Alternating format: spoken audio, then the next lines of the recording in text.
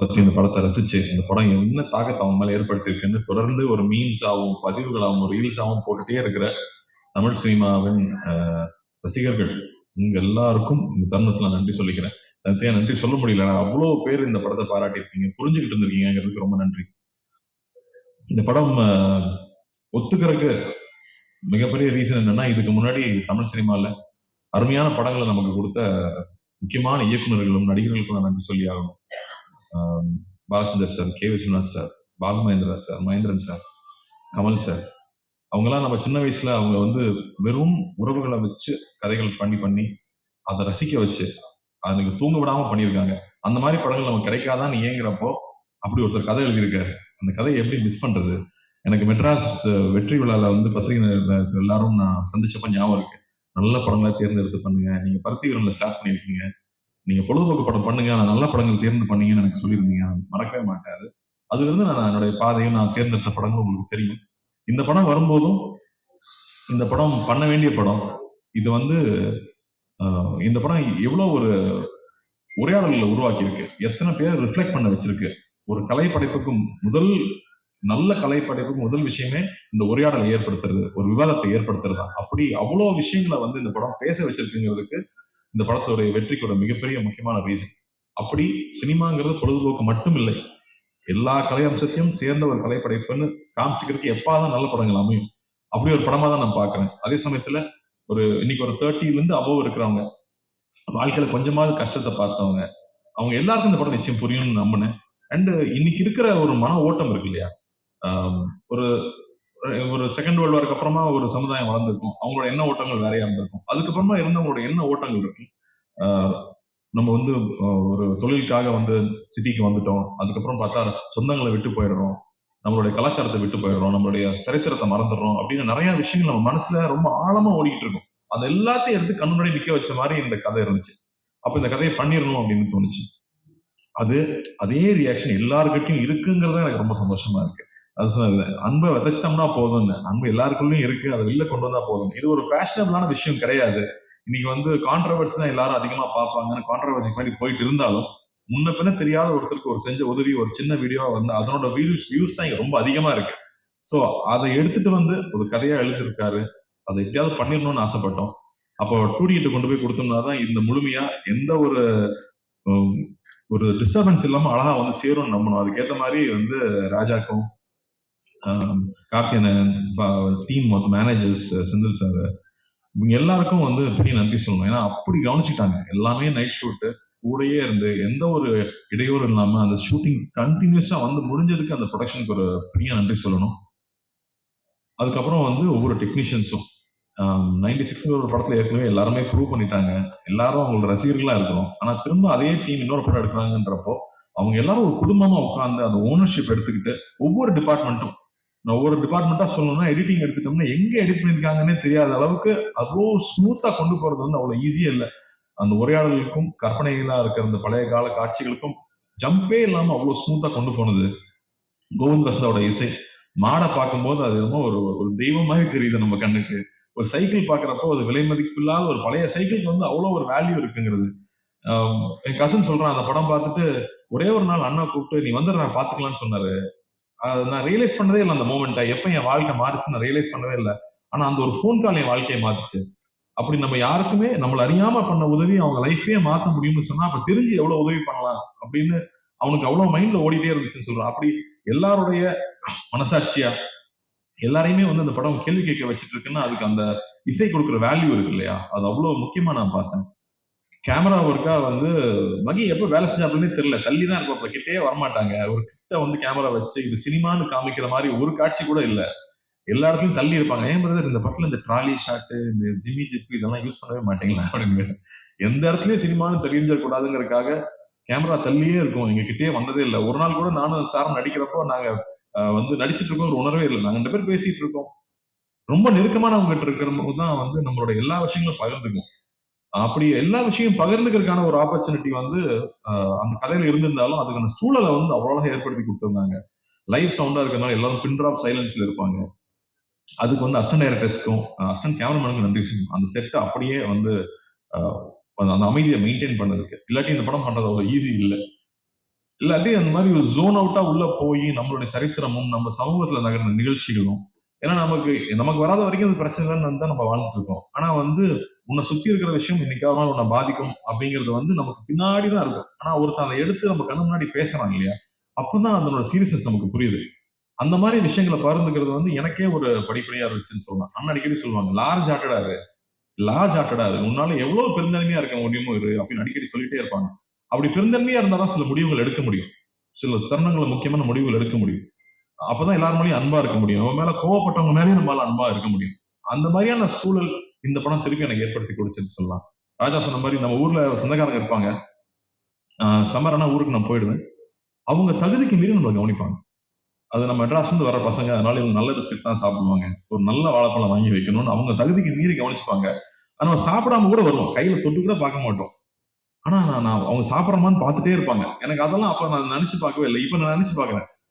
நம்ம மேல எந்த எதிர்பார்ப்பும் இல்லாம நம்ம மேல அன்பு காட்டினவங்களை நம்ம வந்து அங்கீகரிக்கிறோமா, அதை திருப்பி கொடுக்குறோமா அப்படின்னு திரும்ப திரும்ப யோசிச்சு பார்க்கிறேன். அப்போ அது திரும்ப ஞாபகப்படுத்துது. திரும்ப ஊருக்கு போனா அவங்க வீட்டுக்கு போய் உட்கார்ந்து ஒரு வாய் சாப்பிட்டு வரணும்னு சொன்னது. சோ அந்த மாதிரி உணர்வுகள் எல்லாம் வந்து நம்ம இழந்துட்டோமா இல்ல மறந்துட்டோமா, அந்த படம் திரும்பி அதை ஏற்படுத்துது. அப்படி வந்து ஒவ்வொருத்தருக்குள்ளேயும் இருக்க நிறைய நினைவுகளை வெளியில கொண்டு வருது. அவங்க எழுதி தள்ளுறாங்க, பேச்சு பேச்சா எழுதி தள்ளுறாங்க. சோ அது ரொம்ப சந்தோஷமா இருக்கு, இந்த படத்தை புரிஞ்சுக்கிட்டாங்க அப்படின்னு. சரி, நம்ம மாநிலத்துக்கு மட்டும்தான் ஓடுதான்னு பார்த்தா ஆந்திராலையும் நல்ல அதே ரெஸ்பான்ஸ் இருக்குது. கேரளால போனோம் அதே மாதிரி இருக்கு. வெளிநாட்டில் இருக்கிறவங்க இன்னும் பயங்கரமா கொண்டாடுறாங்க. ஏன்னா அவங்க ரொம்ப தூரத்துல இருக்காங்கன்றப்போ அவங்களுக்கு அந்த வேல்யூ ஜாஸ்தி தெரியுது. சோ இதுக்காக இந்த படம் எடுத்தோம், என்ன சொல்ல முயற்சி பண்ணுமோ அது போய் சேர்ந்துருக்கு. எல்லாரும் ராஜா சொன்ன மாதிரி இந்த படம் கொடுத்ததுக்கு நன்றி நன்றின்னு சொல்றாங்க. அதோட வேற என்ன சந்தோஷம் வேணும்? அந்த சந்தோஷத்தை ஏற்படுத்தி கொடுத்தது நீங்க, அது கொடுத்த அங்கீகாரம் தான். நீங்க அந்த படத்தை பாராட்டணும், அந்த படம் நல்லா இருக்குன்னு சொன்னதுதான் அதை முழுமை அடையுது. ஸோ பத்திரிகை நண்பர்களுக்கும், நிறைய பேர் நண்பர்களும் சொல்லக்கூடாது, பெரியவங்க, நான் சின்ன வயசுல அங்கிள்னு கூப்பிட்டவங்கலாம் இங்க இருக்காங்க, அவங்களுக்கும் எல்லா ரசிகர்களுக்கும் இந்த படத்தை புரிஞ்சுக்கிட்டு பாராட்டினவங்க எல்லாருக்கும் ரொம்ப நன்றி. அதே மாதிரி வந்து எங்க அத்தானை மிஸ் பண்ண முடியாது, அத்தானை கடைசியா வர்றேன். பட் பிரேம் அவரோட எழுத்து வந்து ஒரு ஹிஸ்டாரிக்கல் ஒன்று வச்சிருக்காரு. இப்ப நான் அப்டேட்டா கொடுத்துறேன். ஒரு ஹிஸ்டாரிக்கல் ஒன்று வச்சிருக்காரு. அத நடைய படிச்சு முடிச்சதுக்கு அப்புறமா யார் நீன்னு கேட்கிற அளவுக்கு மரியாதை எல்லாம் போயிரும்ல. ரொம்ப பிடிச்சு போச்சுன்னா, டேய் யாரா நீ எப்படிடா அப்படி எழுதுற? எனக்கு ஒரு ஒரே வயசு தான். நெக்ஸ்ட் டைம் டைட் அந்த அளவுக்கு வந்து நம்ம அப்படி ஒரு நடை அவரோட எழுத்துல இருக்கிறது வந்து பிரமாதமா இருந்துச்சு. அது எப்ப நீங்க எழுதி முடிப்பீங்கன்னு நான் வெயிட் பண்ணிட்டு இருக்கேன். உங்களுக்கு ரொம்ப கேப் விடாம எழுதி முடிங்க. அதே மாதிரி சவுண்ட் டிபார்ட்மெண்ட், அந்த கோயில்ல இருந்து அந்த பையன் கிளம்பி வரும்போது அந்த யானை மேல டச் பண்ணுது, அங்கேயே வந்து எல்லாரும் எமோஷனல் ஆயிட்டாங்க. அப்படி வந்து ஒரு ஒரு ஒரு சரியான ஒரு காட்சியும் ஒரு சரியான ஒரு இசை மட்டுமே ஒருத்தரை வந்து அள வைக்க முடியுமா அப்படிங்கறது வந்து மறுபடியும் எனக்கு ஒரு லெசனாவே இருந்துச்சு இந்த படத்துல. அது என்னால ஃபர்ஸ்ட் உணர முடியல, தியேட்டர்ல பாக்குற போது தான் நான் உணர்றேன். ஸோ அப்படி வந்து நுணுக்கி நுணுக்கி ஒவ்வொரு டெக்னீஷியன்ஸும் இந்த படத்தை வேலை செஞ்ச ஒரு அருமை நமக்கு தெரியுது. வெகு சில பாடல்கள் தான் வந்து நமக்குள்ள போய் நம்மளை வந்து பாட வைக்கணும், நமக்குள்ள போய் நம்ம செய்ய வைக்கணும். அந்த மாதிரி இந்த படத்துல இருக்கிற பாடல்கள் நான் கேட்டே இருப்பேன். இந்த படத்துல வந்து 96 மாதிரி ஹிட் சாங் எல்லாம் இல்லையா? ஆமா பிரதர், இந்த படத்துல லவ் சாங் எல்லாம் போட முடியாது அப்படின்னு சொல்லிட்டாரு முதல்ல. ஆனா இதுல இருக்க சிச்சுவேஷனுக்கு சாங்ஸ் இருக்கிறது இருக்கு இல்லையா, அது அவ்வளவு அழகு. வந்து இந்த போறேன் நான் போறேங்கிற சாங்கும், யார வேணுங்கிற சாங்கும், கமல் சாரோட வாய்ஸ் வரும்போது, கமல் சாருக்கு எத்தனை நன்றி சொன்னாலும் பத்தாது. அவருக்கு வந்து இந்த படத்தை அண்ணாக்காக நிச்சயம் பாடி கொடுத்துருக்காரு. ஆனா அண்ணாக்காக வந்து அவர் பாடி அவர் முடிக்கும் போதும் பாடும்போது நாங்க இருந்த அந்த உணர்வு இருக்கு இல்லையா, அவ்வளவு பேருக்கு வந்து அது எல்லாரும் சொல்றாங்க, இந்த யாரோ வந்து என்ன ரொம்ப நெருங்கினவனை கட்டி பிடிச்சிக்கிட்ட மாதிரி இருக்கு இந்த படம் பார்த்ததுக்கு அப்புறமா. அதுல இலகிதான் நான் சிரிக்கிறேன் அழுகிறேன்னு சொன்னாங்க. அதுக்கு கமல் சாரோட வாய்ஸ் ஒரு மிகப்பெரிய ஒரு காரணம், அவருக்கும் நன்றி சொல்லணும். அதுவும் எழுத்தாளர்கள் வந்து அந்த வரிகள் இருக்கு இல்லையா, மழைநீரில் கரைந்தே போவதில்லை மலை என்றும் மலைதானே அப்படின்னு வந்து கமல் சார் பாடும்போது, ஐயோ இதெல்லாம் சின்ன வயசுல இந்த மாதிரி நம்ம உணர்ந்திருக்கோம்ல அப்படின்னு அந்த மாதிரியான உணர்ச்சிகள். அது நம்ம வந்து நிறைய நாள் சினிமாலே இருந்திருக்கோம், அது சினிமாவை வந்து ஜட்ஜ் பண்ணிக்கிட்டே இருக்கோம், அதுல கரெக்ஷன் சொல்லிக்கிட்டே இருக்கோம். அப்படி இல்லாமல் அப்படியே நம்ம படத்தை நம்ம ரசிக்க முடியுது. நான் ரொம்ப செல்ஃப் கிரிட்டிக்கல் நான், பட் அதை தாண்டி நம்மளால ரசிக்க முடியுது அப்படிங்கிறது ரொம்ப இதமா இருந்துச்சு. இந்த படம் ஒர்க் பண்ணும்போதும் படம் பார்க்கும்போதும். அத்தான் மேட்டருக்கு வந்தா வந்து என்ன சார் சொல்லட்டுமா வேணும் சார்? நீ ரொம்ப பேசுவ அப்படின்னாரு முதல்ல. வேற வழியில் சார், அந்த படத்துக்கெல்லாம் பேசிதான் ஆகணும். ஏன்னா வந்து அந்த போன் கான்வர்சேஷன் பத்தி தான் நான் முக்கியமா சொல்லணும்னு நினைச்சேன். ஏன்னா அப்பதான் நான் ஷூட்டிங் இல்லை, மற்ற நாள்லாம் கூடயே தான் இருந்திருக்கேன். அப்பதான் நான் தொல்லை பண்றேன் பக்கத்துல இல்லாததுனால அந்த காட்சிகள் நான் ஸ்கிரீன்ல பார்க்கும்போது அப்படி இருந்துச்சு. நீங்க எல்லாரும் சொல்லிட்டு இருந்தாங்க ஒரு ட்ரூ கலர் போட்ட நம்பரை கண்டுபிடிச்சு, அந்த நம்பர் கண்டுபிடிக்கிறது இந்த கதை கிடையாது, அது கிடையாது. என் மேல இவ்வளவு அன்பா இருக்கான், எனக்கு அவனை தெரியல, அதை நான் மறைச்சிருந்திருக்கேன். அப்ப நான் எவ்வளவு ஒரு தப்பானவன், நான் எவ்வளவு வந்து எனக்கு வந்து நான் ஒரு தப்பு செஞ்சிருக்கேன். அந்த தப்ப நான் அவங்ககிட்ட சொல்லி மன்னிப்பு கேட்கணும்னு நினைக்கிறது தான் இதுல இருக்கிற அந்த ஒரு பெரிய விஷயமா நான் பார்க்கிறேன். டக்குன்னு நம்பர் தெரிஞ்சுட்டேன், அவனுக்கு தெரியுதா அப்படின்னு சொல்றது கிடையாது. நான் மன்னிச்சிரு, நான் தப்பு பண்ணிட்டேன், நான் மோசமானவன், எனக்கு உனக்கு தெரியல அப்படின்னு சொல்றது ஒரு உண்மை இருக்கு இல்லையா? அது அந்த கண்ணுல பார்த்தேன். அந்த ஒவ்வொரு வார்த்தை சொல்லும் போதும் பார்த்தேன். அது வந்து பிரமாதமா இருந்துச்சு. சார் கிட்ட நான் சொன்னேன், சார் சான்ஸே இல்லை சார், அப்பா அப்படின்ட்டாரு ஒரே செகண்ட்ல. ஆனா அது வந்து அந்த உண்மை இருக்குல்ல, அவ்வளவு நேர்மையா இருந்ததா அதை சொல்ல முடியும்னு எனக்கு தோணுச்சு. அப்படி அவர் சொன்ன விஷயம் இருக்கு இல்லையா, அது எவ்வளவு பேருக்கு புரிஞ்சதுன்னு தெரியல. அது வந்து ரொம்ப ஈஸி இல்ல. எனக்கு கண்டுபிடிச்ச நம்பர் யாராவது கேட்டு சொல்றது இல்லை, எனக்கு உனக்கு தெரியல, நான் அதுக்கு அசிங்கப்படுறேன் அப்படின்னு சொல்லிட்டு சொல்ற அந்த நேர்மை வந்து அவர் கண்ணுல அப்படியே இருந்துச்சு. அதுக்கப்புறமா பேச பேச டே தாங்க முடியலடா சொல்லி தோடாங்கிறப்போ அந்த உரிமையும் இருந்துச்சு. அதான் சொல்லிட்டு இருந்தாங்க, போட்டி போட்டு நடிச்சிருக்காங்க 2 பேரும். போட்டி எல்லாம் போடல. அது வந்து அவ்வளவு சந்தோஷமா என்ஜாய் பண்ணி 2 பேரும் சேர்ந்து ஒவ்வொரு நாளும் பேசி பேசி ரசிச்சு ஒர்க் பண்ணோம். ஸோ வந்து சாருக்கெல்லாம் தேங்க்லாம் சொல்லிட முடியாது. அடிக்கடி போய் தொலை பண்ணிட்டு தான் இருப்போம் நாங்க தொடர்ந்து. பட் ரொம்ப அருமையா இருந்துச்சு சார். நான் அவ்வளோ ரசிச்சு பார்த்தேன் அந்த காட்சிகளை. அதே மாதிரி இவன் யாருன்னு தெரியாம இருக்கும்போது ஒரு விஷயம் இருக்கும். அது புக்ல கூட அவர் அப்படி எழுதல. உங்களுக்கு அந்த கிரெடிட் கிடையாது. அருள்மொழியை வந்து நீங்க அப்படி எழுதல. அது எங்க அத்தான் தான் அப்படி ஆக்கியிருக்காரு. அதை வந்து பல மடங்கு மேல எடுத்துட்டு போனது வந்து எங்க அத்தான் தான். அவ்வளோ பியூட்டிஃபுல்லா அதை லேயர் லேயரா புரிஞ்சுக்கிட்டு இந்த கேரக்டர் எப்படி இருக்கும். அவர் வந்து ஒரு சர்ஃபேஸ் லெவல்ல அவன் வந்து ஒரு மரம் மாதிரி தான் எழுதியிருந்தார். எல்லா உணர்ச்சிகளும் அற்று போன ஒரு மரம் மாதிரி தான் அந்த கதாபாத்திரத்தை எழுதியிருந்தாரு. அப்படி இல்லாம உணர்ச்சி பூர்வமா வந்து அது ஃபர்ஸ்ட் எப்ப ஓபன் ஆச்சுன்னு எனக்கு ஞாபகம் இருக்கு. யார் ஃபர்ஸ்ட் குடிச்சிட்டாங்கன்னு பாப்போமா அப்படின்னு நான் ஃபர்ஸ்ட் ஆடி போயிட்டேன். இப்படி இல்லையே, அப்படி எழுதலையே அப்படின்னு.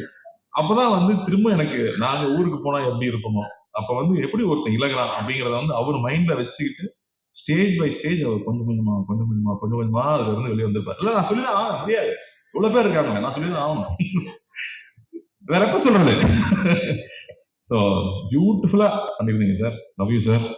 அண்ட் இந்த தருணத்துல எனக்கு இவ்வளவு நேரம் டைம் கொடுத்து பேச அனுமதிச்ச உங்களுக்கும் ரொம்ப ரொம்ப ரொம்ப நன்றி. நிறைய மிஸ் பண்றேன்னா அப்படின்னு யோசிக்கிறேன். சக்தி இன்னொரு பேச்சாளர் எங்களுக்கு ரெடி ஆயிட்டாரு இண்டஸ்ட்ரிக்கு.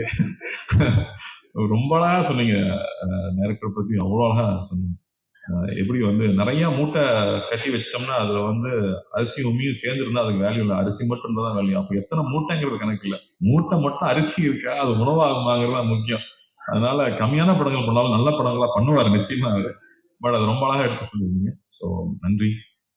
அண்ட் அனைவருக்கும் அசிஸ்டன்ட் டைரக்டர்ஸ்க்கு, படத்தை வேலை செஞ்ச அனைவருக்கும், அந்த மாடுல இருந்து அந்த பாம்புல இருந்து அந்த சைக்கிள்ல இருந்து அந்த செருப்பு வரைக்கும் நன்றி நன்றி நன்றி. இந்த ஒரு சந்தோஷத்தை கொடுத்ததுக்கு, இந்த பெருமையை கொடுத்ததுக்கு மறுபடியும் அண்ணாவுக்கு நான் நன்றி சொல்லிக்கிறேன். அடிக்கடி வந்து நான் சொல்லிட்டே இருப்பாங்க, இந்த படத்தை பத்தி இந்த மாதிரி திரும்ப அடிக்கடி படம் பண்ண முடியாது, ஃபர்ஸ்ட் பி ப்ரௌட் அப்படின்னு சொல்லிட்டே இருந்தாங்க.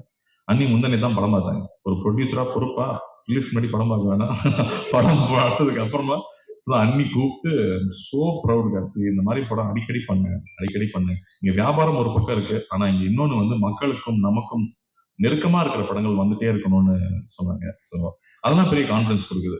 ஸோ நன்றி என்னுடைய 2 ப்ரொடியூசர்களுக்கும். ரொம்ப ரொம்ப நன்றி. Thank you. Thank you so much sir. அடுத்தபடியாக நம்மளுடைய அரவிந்த் சுவாமி அவர்கள், ஆக்சுவலி எங்களுடைய கேர்ள்ஸ் குரூப்ல ஒரு மீம் வந்து ஒன்று ஷேர் ஆச்சு, வை டு லைக் அரவிந்த் சுவாமி அப்படின்ட்டு.